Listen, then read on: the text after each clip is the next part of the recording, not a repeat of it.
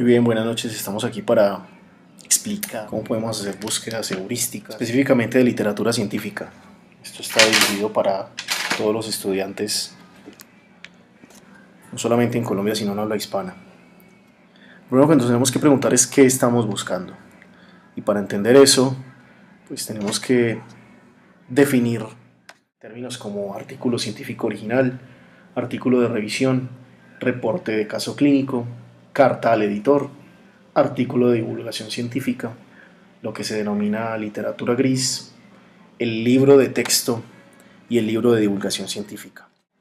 Todos tienen características diferentes y vamos a identificarlas para reconocerlos, para entender cuál es la literatura seria, cuál es la medianamente seria y cuál efectivamente no es de relevancia para escribir literatura científica.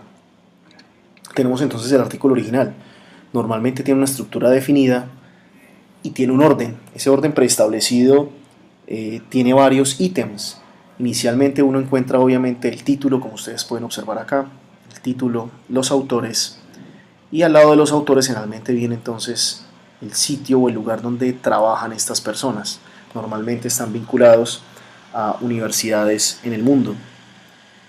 Obviamente después del título y de los autores viene el abstract o resumen del artículo, donde obviamente los autores lo que hacen es dar un panorama muy general de lo que aborda el artículo científico original, dan una idea relativamente clara sobre cuál es el aporte al conocimiento que ellos están haciendo.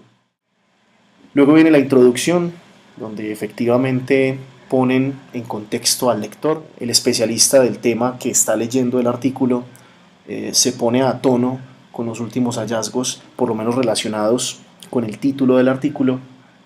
Posterior a ello vienen los materiales y métodos. En otras revistas pueden venir como metodología. Y en estos materiales y métodos se describen uno a uno las herramientas y los procedimientos que utilizaron los diferentes autores. Generalmente los artículos científicos de hoy en día tienen un suplement para poder describir con un poco de más detalle dichos materiales y métodos.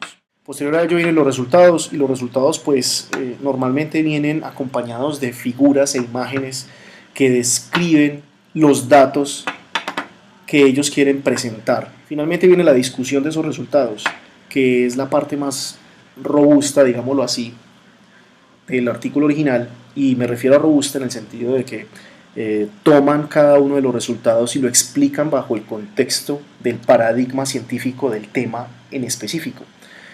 ¿Qué quiere decir eso? Significa que comparando el resultado que ellos obtuvieron con toda la literatura científica referida al mismo tema que ellos están probando, verificando o falsando.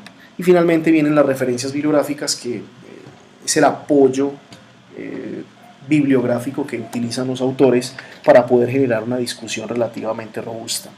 Normalmente el artículo original se trata de un aporte novedoso al conocimiento científico, y esto le da un peso específico bastante alto. Eso significa que para nosotros, los que queremos hacer investigación, los que somos gomosos de la investigación o los que queremos actualizarnos para poder emitir juicios o dar clases a nuestros estudiantes, implica que el reporte es un reporte riguroso, por lo que el trabajo de la experimentación científica en el laboratorio o en campo debe ser muy bien detallado. Luego viene el artículo de revisión. El artículo de revisión es un artículo que recopila los hallazgos y las novedades de los últimos años sobre un tema específico, expresa el estado del arte de un tema particular. Los autores lo que están haciendo es un resumen de todos los artículos que leyeron y que están utilizando para sus referencias bibliográficas.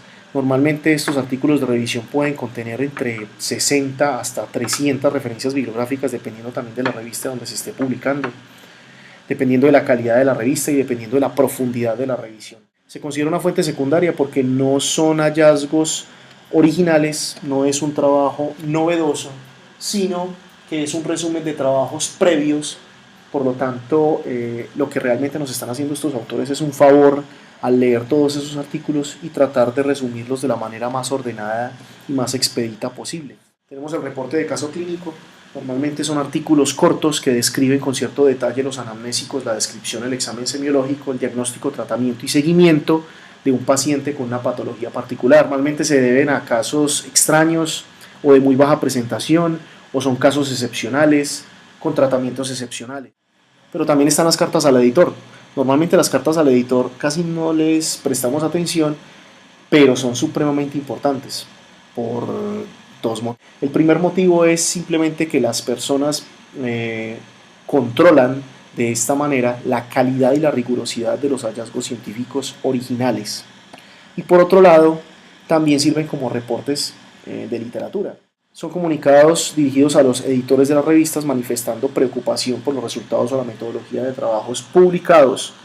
El objetivo es controlar entonces la calidad científica y la variante de la carta al editor es la réplica.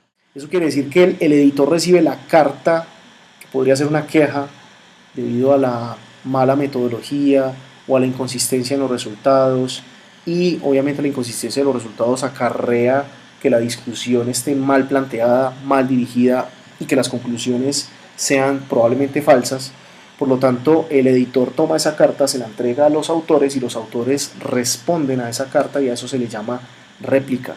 Las dos cartas finalmente son publicadas junto con el artículo original en el mismo número de la revista para que la gente pueda observar, la comunidad científica pueda observar la discusión y pueda sacar sus propias conclusiones basándose en estos dos documentos.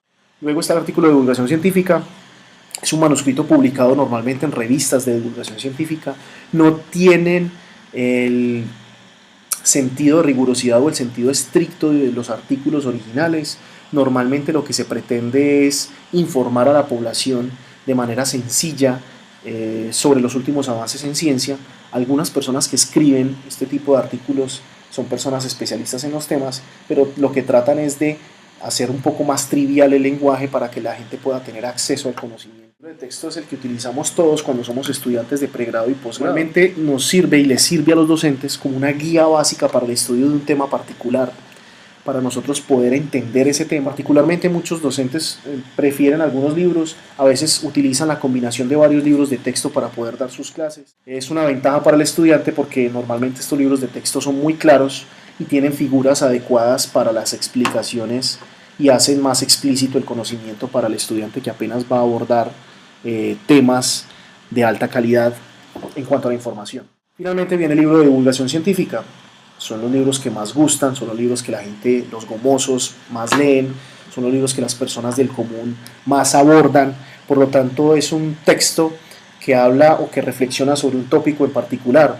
Normalmente los personajes que escriben este tipo de libros son científicos muy reconocidos, sin embargo, en el mundo hay periodistas especializados en la divulgación de la ciencia. La ventaja de estos libros es que obviamente ponen en un nivel muy básico la ciencia, lo que permite que cualquier persona pueda leerlo y entenderlo, y muchos de ellos hoy en día ya traen enlaces en internet que le permiten a la persona buscar la información que el divulgador en este caso, o que el autor de estos libros en este caso, quiere plasmar. Luego viene la literatura gris. Este término de literatura gris es un término acuñado por algunos científicos para referirse a manuscritos que se encuentran en la red, normalmente asociados a blogs o asociados a páginas web de poca calidad o que no es modificada permanentemente.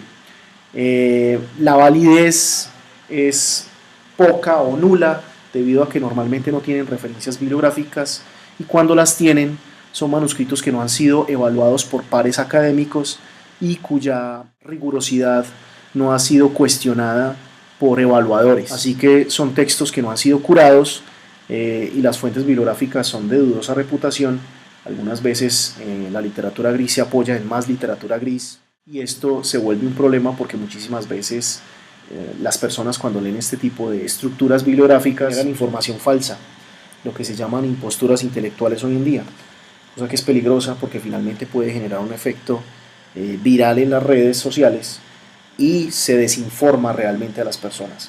Otras veces es todo lo contrario, hay revisiones de literatura que no han sido curadas por árbitros especializados de revistas científicas y resulta realmente un desperdicio para los autores o para el autor de la revisión que no haya podido ser validado, digamos, ese conocimiento a través de una publicación científica rigurosa y real. Muy bien, hasta aquí llegamos entonces en esta presentación. Luego veremos entonces cómo buscar a partir de diferentes estrategias de manera heurística. Muchas gracias, los espero en el siguiente video. Y tiene un orden, ese orden preestablecido tiene varios ítems. Inicialmente uno encuentra obviamente el título, como ustedes pueden observar acá, el título, los autores, y al lado de los autores generalmente viene entonces el sitio o el lugar donde trabajan estas personas. Normalmente están vinculados a universidades. Tenemos que definir términos como artículo científico original, artículo de revisión, reporte de caso clínico, carta al editor, artículo de divulgación científica, lo que se denomina literatura gris, el libro de texto y el libro de divulgación científica. Todos tienen caracteres en el mundo. Obviamente después del título y de los autores viene el abstract o resumen del artículo, donde obviamente los autores lo que hacen es dar un panorama muy general de lo que aborda el artículo científico original, dan una idea relativamente clara sobre cuál es el aporte al conocimiento que ellos están haciendo. Muy bien, buenas noches, estamos aquí para explicar cómo podemos hacer búsquedas heurísticas, específicamente de literatura científica. Esto está dirigido para todos los estudiantes, no solamente en Colombia, sino en habla hispana. Lo primero que nos tenemos que preguntar es qué estamos buscando. Y para entender eso, pues características diferentes, y vamos a identificarlas para reconocerlos, para entender cuál es la literatura seria, cuál es la medianamente seria y cuál efectivamente no es de relevancia para escribir literatura científica. Tenemos entonces el artículo original. Normalmente tiene una estructura definida